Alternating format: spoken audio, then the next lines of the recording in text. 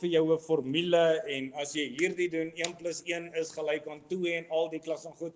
Want as ons eerlik is met mekaar, dan moet ons ook erken dat dit werk nie. Reg? Dit werk glad en al nie. Daar is nie 'n formule nie. Daar was nog nooit 'n formule nie. Maar in en deur dit gaan ons 'n bietjie stil staan, dis dat ons die oorhoofse tema gemaak het, die naaldstring is soos die verhouding of is gebed tussen God en mens. 'n Babatjie kan nie sonder 'n naaldstring lewe nie. Kind van die Here, ons kan ook nie sonder gebed lewe nie. En ons gaan elke keer 'n gedagte hier aanraak en dan sal ek u lei hoe ons dit dan ook verder gaan deurvoer. Romeine hoofstuk 8 vanaf vers 1. Paulus is aan die woord en hy skryf, hy sê, daar is dan nou geen veroordeling vir die wat in Christus Jesus is nie, vir die wat nie na die vlees wandel nie, maar na die gees. Want die wet van die gees van die lewe in Christus Jesus het my vrygemaak van die wet van die sonde en die dood. Want God het wat vir die wet onmoontlik was, omdat dit kragteloos was deur die vlees, deur sy eie seun in die gelykheid van die sondige vlees te stuur en dit ter wille van die sonde veroordeel in die vlees, sodat die reg van die wet vervul kon word in ons wat nie na die vlees wandel nie, maar na die gees. Want die wat vleeslik is, bedink vleeslike dinge, maar die wat geestelik is, geestelike dinge. Want wat die vlees bedink is die dood, maar wat die gees bedink is lewe en vrede, omdat wat die vlees bedink vyandskap teen God is, want dit onderwerp hom nie aan die wet van God nie, want dit kan ook nie. En die wat in die vlees is, kan God nie behaag nie. Julle is egter nie in die vlees nie, maar in die gees, as naamlik die gees van God in julle woon. Maar as iemand die gees van Christus nie het nie, die behoort nie aan hom nie. Maar as Christus in julle is, dan is die liggaam dood vanweë die sonde, maar die gees is lewe vanweë die geregtigheid. En as die gees van hom wat Jesus uit die dode opgewek het in julle woon, dan sal hy wat Christus uit die dode opgewek het ook julle sterflike liggame lewend maak deur sy gees wat in julle woon. Daarom dan, broeders, is ons skuldenaars nie aan die vlees om na die vlees te lewe nie, want as julle na die vlees lewe, sal julle sterwe, maar as julle deur die gees die werke van die liggaam doodmaak, sal julle lewe. Want almal wat deur die gees van God gelei word, die is kinders van God. Want julle het nie ontvang 'n gees van slawerny om weer te vrees nie, maar julle het ontvang die gees van aanneming tot kinders, deur wie ons roep, Abba Vader. Die Gees self getuig saam met ons gees dat ons kinders van God is, en as ons kinders is, dan ook erfgename van God en mede-erfgename van Christus, as ons naamlik saam met hom ly, sodat ons ook saam met hom verheerlik kan word. Wat 'n mondvol. Paulus hou daarvan om so ding so te kompakteer en dan te hoop ons almal verstaan dit. Maar kom ons vra die Here leiding in en deur dit alles. Vir die manne, vir wie dit moontlik is, staan saam met my, dan verenig ons in gebed. Dierbare Here, ons het u leiding nodig. In hierdie tyd wil ons graag hê dat u tot ons sal kom spreek. Ons wil kom vra, Here, dat u vir ons hierdie gedeelte sal kom oopbreek en dat ons dit kan verstaan. Here, mag ons vanuit u woord u hart raak sien. Mag ons insien, Here, hoe u dink. Mag ons sien, Here, hoe u voel. Mag ons sien, Here, dit wat u van ons verwag. En in en deur dit, Here Jesus, mag ons asseblief u naam kom verheerlik. Ons kom bid vir ons gemeente en al sy aktiwiteite en elke liewe opset. Maar meer, Here, wil ons net as ons mag die tyd uitkoop om te kom bid vir ons boere. Here, hulle is in moeilike omstandighede, baie van hulle. Here, ons sien dit. Maar ons weet, Here, soos wat ons vanoggend by die kindertjies kon deel, u kan enigiets doen. U kan ons deur enige omstandigheid vat. Here, sal u asseblief 'n stop kom sit op die back and close siekte. Sal u dit asseblief kom uitwis? Here Jesus, sal u asseblief vir ons boere daar buite reën stuur? Hulle Here wat op u vertrou. Hulle Here wat u vertrou vir elke liewe opset van hulle lewe. Ons weet Here, ons kan nie reën bewerk nie. Maar ons weet Here dat u is in beheer van dit alles. En ons wil net kom vra Here, stuur asseblief genade. En nou, Here, met die oopmaak van die woord en die lees en die bepeins daarvan, Here Jesus, ons wil u innooi as ons eregas, ons wil u innooi om die plek te kom inneem tussen spreker en hoorder. En soos wat u ons geleer het om te bid, Here, wil ons ook versoek, Here Jesus, laat u wil geskied in die hemel en so ook deur ons hier op die aarde. Amen. Ek sien my tyd het my so bietjie gevang, maar ek vertrou dat u my gedraagsaam sal wees en met alles dat ons hierdie boodskap kan afskop op die regte wyse en deur dit alles ook so sien wat die Here van ons verwag in gebed. Nou in hierdie gedeelte is daar een vers, ek het hom nou ongelukkig nie op die bord nie. Hoe verloor ek daai ding? Hierso. Ek het hom nou ongelukkig nie op die bord nie, maar ek wil hê dat u moet let op vers 15. Vers 15 sê, want julle het nie ontvang 'n gees van slawerny om weer te vrees nie, maar julle het ontvang die gees van aanneming tot kinders deur wie ons roep Abba Vader. Veral daai laaste woorde wat Paulus daar sê, deur wie ons roep Abba Vader. En wanneer ons roep Abba Vader, dan is ons eintlik besig om met die Here te praat. Is ek reg? Dis 'n uitroep tot die Here. En enige uitroep op enige manier, in enige veld, op enige tyd, op enige plek, of jy nou staan, lê, sit, bommelakiesies doen, kan ons tot die Here praat. Hy is nie beperk tot enige iets nie. Maar nou in hierdie gedeelte kom wys Paulus vir ons 'n baie interessante waarheid waarop ons moet let. Hy vergelyk twee tipe mense hierso. Hy vergelyk hulle wat na die vlees wandel en hulle wat na die gees wandel. Want ons weet dat die evangelie is vir ons so opgeteken dat almal is in sonde ontvang en gebore. Almal het 'n verlosser nodig, maar Johannes 3 vers 16 sê vir ons, so lief het God die wêreld gehad dat hy sy enige gebore seun gestuur het, sodat elkeen wat in hom glo, die ewige lewe kan kry. En nou verduidelik Paulus dit eintlik so mooi, dat ons word aangeneem as God se kinders. Nie almal is God se kinders nie. En daarmee saam moet daardie roepstem van die Here op jou lewe weer klink. Die roepstem van God het aan alle mense verskyn. Die reddende genade van God het aan alle mense verskyn. En dis my verantwoordelikheid om ja te antwoord op daardie roepstem. Sou ek ja antwoord op daardie roepstem, dan kom sê Paulus hierso dat iets gebeur in my lewe. 2 Korintiërs 5 vers 17 het Paulus ook getuig, daarom as iemand in Christus is, as hy 'n Christen is, dan is hy 'n nuwe skepsel. En nou sê hy, kyk, al die ou dinge het verbygegaan en kyk, al daai dinge het nuut geword. En op grond van dit, geliefdes, gaan ons 'n eerlike vraag aan onsself vandag vra. En die vraag wat ek wil hê in u gemoed moet weer klink in hierdie oomblikke is, hoe ervaar u gebed? Hoe ervaar u gebed? En geliefdes, ek gaan ernstig wees oor hierdie saak, want dit is 'n ernstige saak. Dis regtig 'n ernstige saak wanneer ons praat oor gebed. Ek het 'n verhouding met 'n hele paar manne of mense in die gemeente. Mense wat ek weet op grond van daardie verhouding ek redelik kan bel vir enigiets. Ek het nou die dag vir Boets gebel vir maskers. Omdat ek weet ons 'n verhouding het, daar is 'n band, het ek die vrymoedigheid om met hom te praat. Ek het die vrymoedigheid om hom te bel.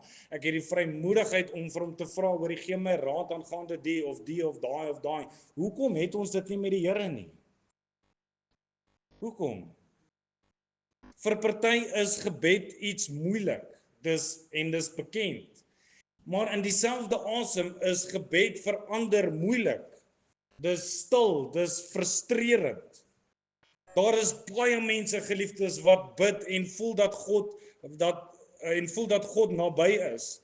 En in dieselfde asem is daar so baie mense wat bid en vir my kom sê, Dominee, dit voel asof ek teen die plafon vasbid.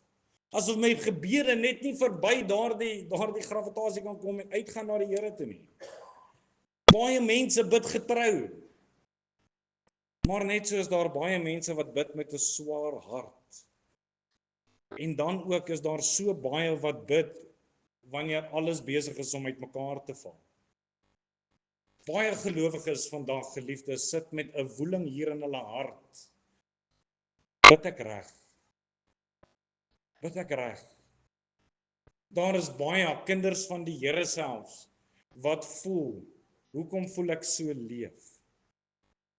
Want jy sien, gebed is waarskynlik die mees beoefende, maar ook die mees misverstaande deel van die Christelike lewe.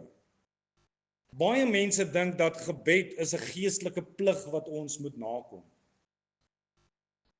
Baie mense dink dat gebed is 'n tegniek om God se aandag te kry. Baie mense dink gebed is 'n laaste opsie wanneer niks anders meer uitgewerk het nie. Nou moet ek seker maar begin bid. Maar die Bybel sê iets anders oor gebed. Want jy sien, die Bybel begin eintlik nie by hoe jy moet bid nie. Gebed begin, geliefdes, by wie jy is. Hoor jy mooi wat ek sê? Dit begin nie by hoe ons moet bid nie. Dit begin by wie ek is. Gebed is nie 'n aktiwiteit nie. Glad en al nie. Gebed is 'n verhouding. En dis hoekom ons vir 'n tyd lank, vir 'n paar dae gaan stil staan aangaande hierdie tema. Die naalstring tussen God en mens, met die naam van gebed. En nou weet ons, wanneer ons na die naalstring verwys, dan weet ons dat die baba wat in die baarmoeder is, die baba het nie die naalstring gemaak nie.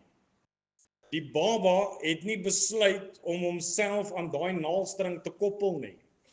Die naalstring is vir hom gegee, en solank daar 'n verbinding is tussen die moeder en die baba, deur daardie naalstring, is daar lewe. Daardeur vloei voeding. En dit is ook beskerming vir daardie kind. En nou net so, kan ons dit net so gaan toepas geestelik. Ons bid nie om onsself aan God vas te maak nie. Ons bid omdat God ons reeds aan homself vasgemaak het wanneer ek gered geword het. Gebed is nie die poging van 'n veraf God om nader te kom na 'n mens nie, maar inteendeel is dit eintlik die reaksie van 'n kind wat reeds naby is. En is belangrik, geliefdes, dat ons hierdie aspek reg sal verstaan. Want as ons verkeerd gaan begin, dan gaan ons ook so verkeerd eindig. As gebed net 'n tegniek is, dan gaan ons fokus op woorde, en ons gaan fokus op tye, en ons gaan fokus op formules. Maar as gebed 'n verhouding is, dan verander alles. Dit verander hoe ons bid. Geliefdes, dit verander hoe ons leef. En dit verander ook hoe ons God sien. Daarom begin ons nie deur hoe om te bid nie, maar met 'n eenvoudige diep waarheid.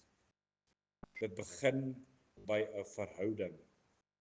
Want as ons gered geword het, is die naalstring klaar verbind. Klaar verbind. En vanuit sy woord gaan ons sien dat ware gebed net moontlik is omdat ons sy kinders is. 'n Dokter skryf van 'n baba wat baie vroeg gebore was. Die babietjie is te swak om self te drink. Die babietjie beweeg skaars, asemhaling is laag, die hartklopie is laag. En terwyl die dokter na hierdie babietjie kyk en die omstandighede daarmee saam en dit wat hy op die papier kan sien, sê hy dankie tog. Die ouers wonder, hoe kan jy nou dankie tog? My kind se hartklop is laag, suurstof is laag. En beweeg skaars in al die klasse goed en die dokter sê daarom is die naaldstring sterk. Daarom is die naaldstring sterk. Alles wat die baba nodig gehad het deur die naaldstring gekom. Dit het nie afgehang van hierdie babatjie se eie krag nie, maar alles het daardie babatjie het afgehang van daai naaldstring wat hom gekonnekteer het teenoor die baarmoeder. Die dokter sê solank daar verbinding is, vloei daar lewe. En dis presies hoe die Bybel oor gebed praat. Nie oor hoe sterk ons is nie, glad en al nie, maar hoe vas ons aan die Here verbind is. En dit is gebed. Die eerste punt wat ek wil uitlig in hierdie gedeelte is dat gebed vloei uit aanneming en nie uit prestasie nie. Dis 'n groot wanpersepsie wat die wêreld vandag kom toon. Romeine 8 vers 15 sê, want julle het nie ontvang 'n gees van slawerny om weer te vrees nie, maar julle het ontvang die gees van aanneming tot kinders, deur wie ons roep Abba Vader. Kan u my rol daarin sien? Ek sien hom nie. Ek sien nie my rol nie, maar ek sien dat hy my aangeneem het. En deurdat hy my aangeneem het, daardeur kan ek roep Abba Vader. En dis een van die grootste redes hoekom gebed vir so baie mense swaar voel. Omdat hulle onbewustelik bid vanuit 'n verkeerde identiteit. Let mooi wat Paulus sê. Aan die een kant is die slaaf leef onder druk, hy werk om aanvaar te word, hy doen dinge uit vrees vir straf en verlies, en aan die ander kant is daar die kind wat leef uit 'n sekuriteit. 'n Sekuriteit dat hy behoort. Hy ken sy plek, selfs wanneer dinge moeilik gaan. Geliefdes, hoe baie mense bid soos slawe en noem hulle self Christene. Baie mense dink ek het lanklaas gebid, nou gaan God nie luister nie. Baie mense dink ek het sonde gepleeg en nou moet ek eers gaan regmaak voordat ek kan bid. Baie mense dink my gebed moet eers reg klink, anders te tel dit nie. Dit het nou so ver gegaan dat sommige bid in brabbel, snaakse Indiese tale, ek weet nie wat daaraan gaan nie, maar dis hoe ver dit gegaan het. Paulus sê, dit is nie die gees wat God se kinders ontvang het nie. Die gees wat God gee, is 'n gees wat ons nie terugdruk in vrees nie, maar 'n gees wat ons laat rus in die aanneming tot kind van God. Galasiërs 4 vers 5 en 6 sê, om die wat onder die wet was los te koop, sodat ons die aanneming tot kinders kan ontvang, en omdat julle kinders is, het God die gees van sy seun in julle harte uitgestuur, en hy roep, Abba Vader. En geliefdes, as ons net mooi kyk na wat Paulus hierin sê, dan sien ons dat hier lê die basis van die evangelie in gebed. God het eers verhoudings herstel en toe vir die mens gebed moontlik gemaak. Ons bid nie om God se guns te verdien nie. Ons bid uit God se guns. Hoor jy die verskil? Ons bid nie om sy guns te verdien nie. Ons bid uit sy guns. Dink byvoorbeeld aan 'n klein kind wat wakker word. Hy dink nie by homself, het ek vandag goed genoeg gedra om my pa te roep nie. Micha is nou op daai stadium waar sy lê in die bed en skree. En dan sê ek vir haar, kom net na my toe. Kom net, klim uit die bed uit, kom na my toe. Dis nie nodig om hier te weet, om hier te wonder nie. Sy weet ek is haar pa. Sy weet ek is haar veiligheid. Sy weet dat ek haar gaan troos. Sy weet dat na elke traantjie kom daar 'n sjokolade. Sy weet dit. Maar sy doen dit nie. Kinders van die Here, ons doen baie keer dieselfde. Uit 'n wanpersepsie van ons identiteit. In Johannes 1 vers 12 sê vir ons, Almal wat hom aangeneem het, aan hulle het hy mag gegee om kinders van God te word, aan hulle wat in sy naam glo. Geliefdes, daardie mag is nie krag om beter te presteer nie, maar dis die reg om te behoort in God se familie. Wat 'n voorreg. He came from heaven to earth to show the way. Hy is kruis toe. Hy het betaal vir ons sondes. Geliefdes, het u dit al deelagtig geword? Paulus skryf aan die gemeente van Efese in Efesiërs.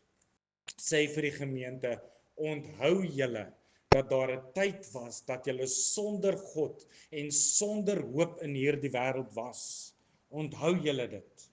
En dan gaan hy verder om vir die gemeente te sê, bid sonder ophou. Geliefdes, het u daardie sekerheid in hierdie dag?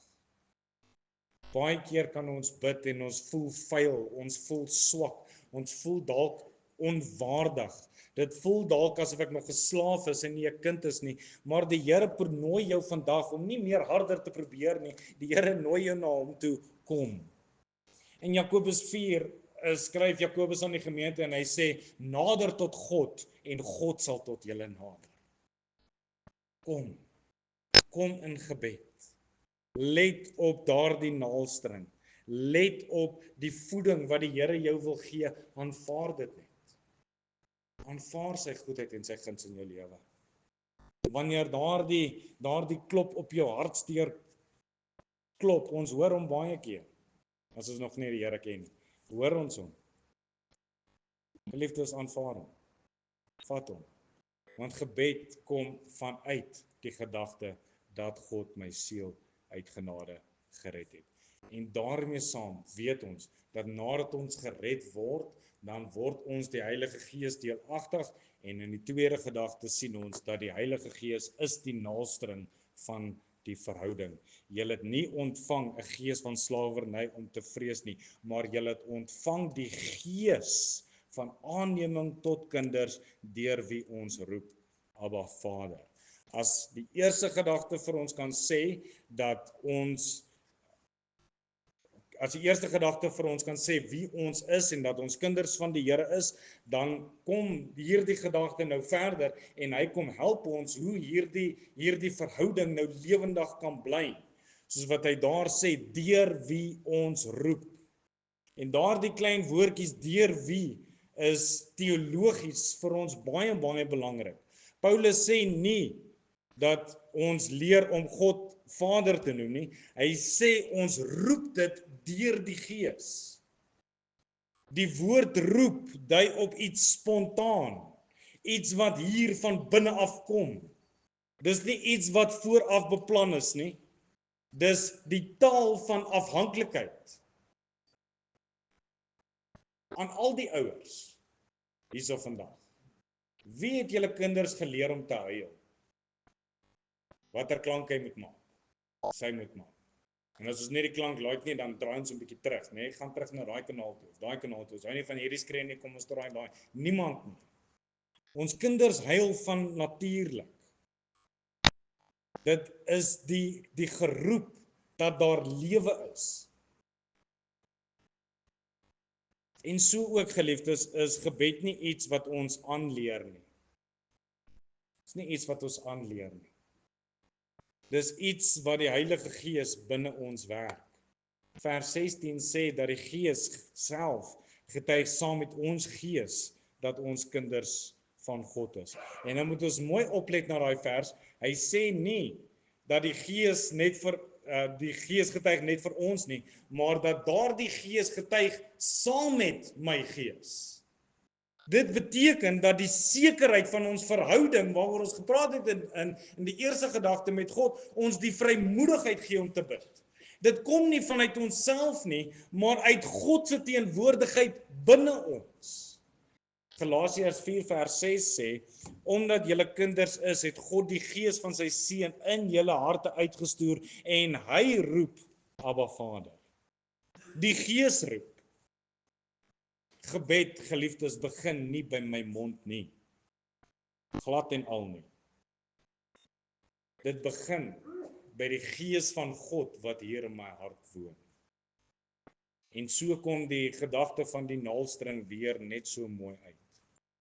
Daardie babatjie daar binne beheer daai naaldstring op geen manier nie. Hy kan nie keer wat se kos hy toelaat, wat se kos hy wil keer. O, mamma chocolate gebring, bring daai en los die broccoli daar een kant nie. Dis nie hoe dit werk nie. Daardie naaldstring is die kanaal waardeur lewe, waardeur suurstof en waardeur voeding na die babatjie toe vloei. En so is die verhouding, die gebedsverhouding tussen my en God. Wanneer die Gees binne my werk, dan raak gebed natuurlik. Wanneer die Gees van God in my werk, dan raak God naby. Wanneer die Gees van God binne my werk, dan raak daardie verhouding werklik. Maar wanneer ons die Gees van die Here ignoreer, dis daar, geliefdes, waar gebed swaar raak. Dis daar waar dit leeg voel. En baie keer dan raak dit meganies. En baie mense dink dat die probleem hulle gebed is, dat hulle nie die regte woorde het nie. Maar is nie so nie. Baie mense bid, geliefdes, sonder die afhanklikheid van die Heilige Gees.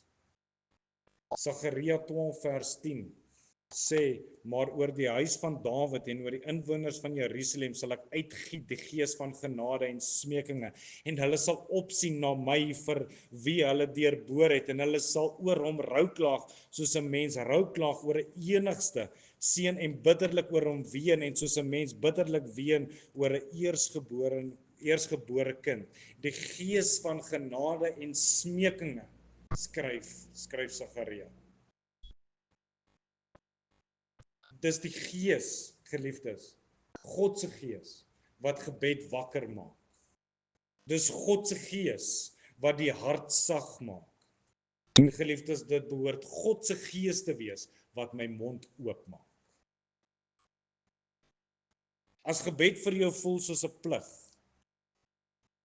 as dit droog voel, of koud, of verwyderd voel, dan is die oplossing nie daarin om harder te probeer nie. Die oplossing is om stil te word en te sê, Here, ek kan nie eens reg bid sonder u Gees nie. Want net so kom die Gees ons swakhede te hulp, want ons weet nie reg wat ons moet bid nie, maar die Gees self tree vir ons in met onuitspreeklike insigtinge. Self ons gebedsonvermoë word die plek waar God se Gees in ons lewens begin werk. Gebed is nie die bewys van jou geestelike volwassenheid nie. Gebed is die bewys van my afhanklikheid teenoor die Here. Die Heilige Gees, geliefdes, is nie net 'n byvoeging tot gebed nie. Hy is die naaldstring tussen my en God. En geliefdes, ek vra u, hoe lyk die naaldstring? Is hy nog gesond? Is hy nog 'n oop kanaal? Vertrou u op die Heilige Gees vir u gebede? Is daai verhouding oop? Is daar niks wat daardie ding blokkeer nie? Dalk my eie vermoë, dalk my eie dingetjies en daadjies. Is die naaldstring nog reg? Is die werking van die Heilige Gees in jou lewe nog tasbaar deur gebed? Die laaste gedagte is dat geen verhouding met die Vader beteken geen ware gebed nie. Galasiërs 4 vers 7 sê, daarom is jy nie meer 'n diensknegt nie, maar kind. En as jy kind is, dan ook erfgenaam van God deur Christus. Geliefdes, as ons hierdie waarheid vat, wat dalk eenvoudig klink, moet ons raak sien dat hierdie waarheid wat hier vir ons opgeteken is, eintlik geestelik baie diep behoort te sny. As gebed werklik 'n verhouding is, dan beteken dit dat gebed nie losgemaak kan word nie. Kan nie losgemaak word. Galasiërs 4 vers 7 sê, jy is dan nie meer 'n slaaf nie, maar 'n seun. En as 'n seun ook 'n erfgenaam. Hy stel dit duidelik. Gebed is nie 'n algemene menslike vermoë nie, maar dit is 'n verbondsvoorreg. Geliefdes, die wêreld bid en baie mense bid opreg, maar die skrif leer vir ons dat daar 'n verskil is tussen woorde tot God en die kunskap by God. Die Here Jesus het self gesê, ek is die weg en die waarheid en die lewe, niemand kom na die Vader toe behalwe deur my nie. En ons moet oplet na wat Jesus ook hierso sê. Jesus sê nie iemand kan praat met God nie. Hy sê niemand kan na die Vader kom behalwe deur hom nie. So gebed wat God as Vader aanspreek, loop altyd deur die Seun. Hebreërs verduidelik dit vir ons nogals mooi ook. Hy sê terwyl ons dan broeders vrymoedigheid het om in die heiligdom in te gaan deur die bloed van Jesus op die nuwe en lewende weg wat hy vir ons ingewy het deur die voorhangsel heen, dit is sy vlees, en ons 'n groot hoëpriester oor die huis van God het, laat ons toetree met 'n waaragtige hart en volle geloofsversekerheid, die harte deur besprenkeling gereinig van 'n slegte gewete en die liggaam gewas met rein water. So omdat ons dan broeders vrymoedigheid het om in te gaan in die heiligdom deur die bloed van Jesus. Geliefdes, ons vrymoedigheid om te bid is nie gegrond op ons erns of op ons opregtheid nie, maar dit word alles gefokus op die bloed van die Here Jesus wat gevloei het aan die kruis, soos wat Hebreërs daar sê, toe die voorhangsel heen geskeur het. Toe daar die voorhangsel geskeur het, toe eers kry die mens toegang om met vrymoedigheid na die Here te kom gaan.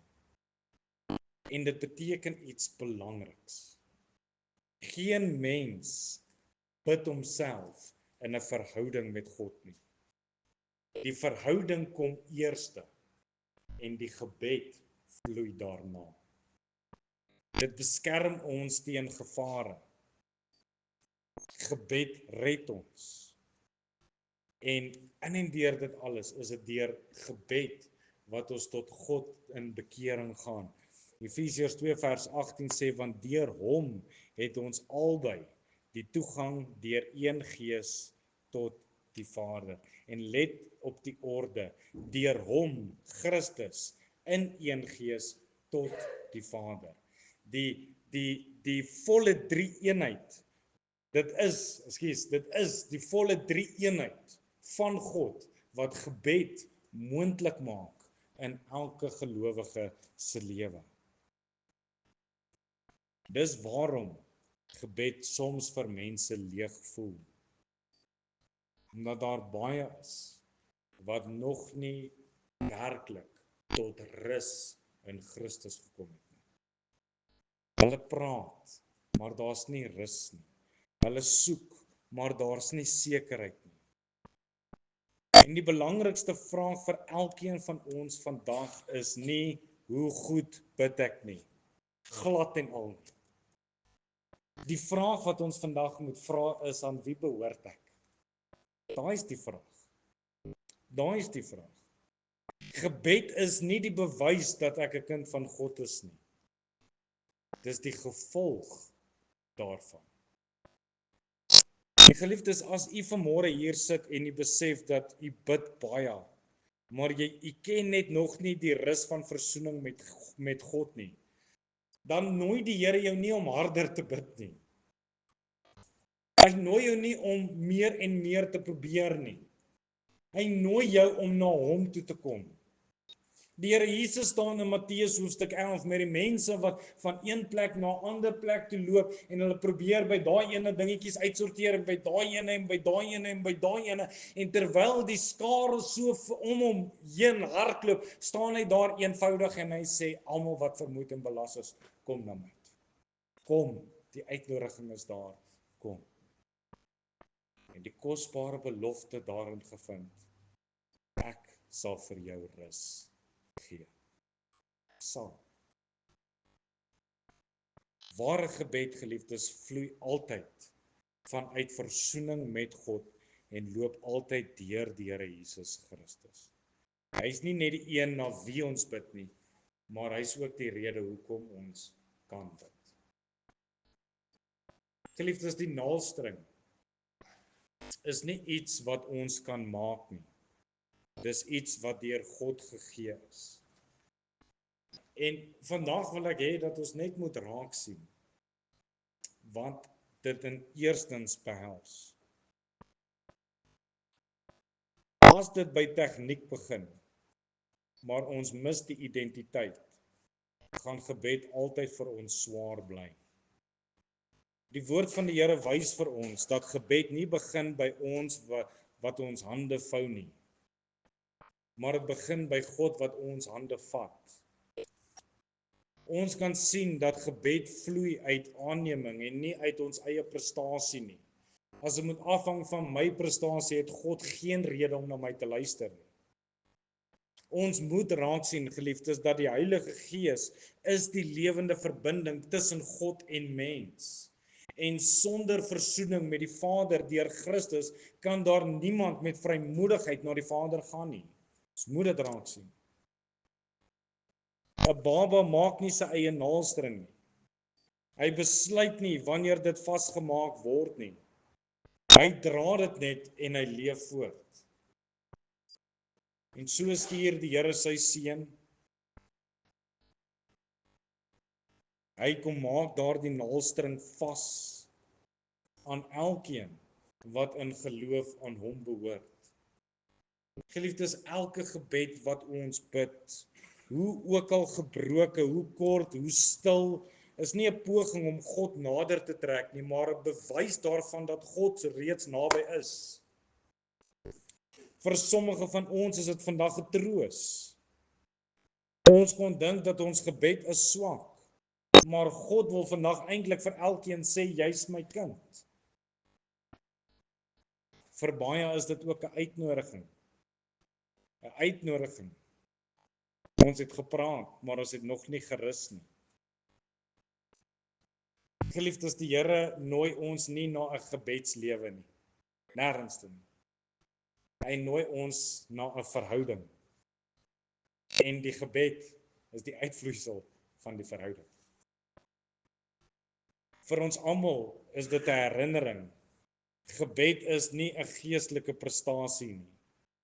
Gebed is my lewenslyn. En daarom begin ons hierdie reeks nie met skuld nie met druk nie, maar met rus.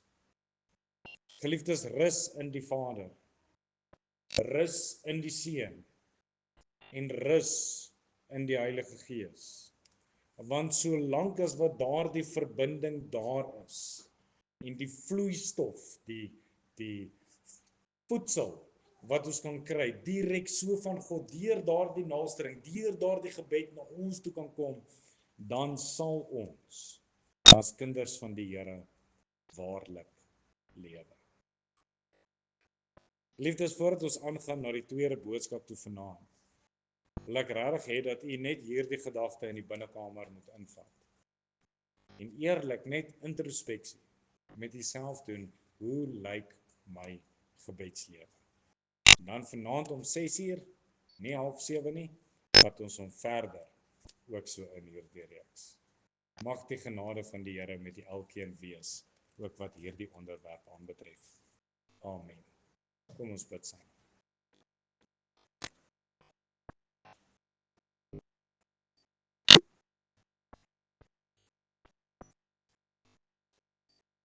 Here Jesus, u het beloof dat u ons nie as wese gaan agterlaat nie. Here, u het gesê dat u gaan vir ons 'n ander trooster stuur. Ons Hemelse Vader, Here, dankie dat u 'n weg gebaan het vanaf ons tot u. Dankie Here dat daar 'n weg is wat ons nie hoef te gemaak het nie, wat u vir ons voorberei het, dat ons daardeur kan leef. En Here, wanneer ons na die wêreld kyk, dan sien ons die armoede van gebed. Ons sien die armoede van afhanklikheid in die Here deur gebed. En ons wil U kom vra, Here, sal U asseblief die oortuigingswerk in ons harte doen? Sal U asseblief vir ons kom wys hoe daardie naaldstring lyk? Sal U vir ons kom wys wat binne daai naaldstring blokkeer? Here, sal U ons help om daai weg weer oop te maak? Here Jesus, dalk is daar iemand vanmôre hier wat nog nie gekonnekteer is nie. Wat nog nie daardie besluit ten volle gemaak het nie. Kom vra ons, kom pleit ons, Here, in diepe afhanklikheid, dat U roepstem vanoggend hard sal wees. Mag U roepstem, Here, uitgaan. Here, mag dit ook so die oortuiging bring in hierdie oggend. Dankie, Here, vir U goedheid. Dankie, Here, vir U guns. En dankie, Here, dat ons U kan vertrou, want ons weet, Here, U wat die goeie werk begin het. Here, U sê, U is die een wat dit ook so sal voleindig. Ons bid dit in diepe afhanklikheid, met groot dankbaarheid in ons harte, in die naam van die Here Jesus Christus alleen. Amen.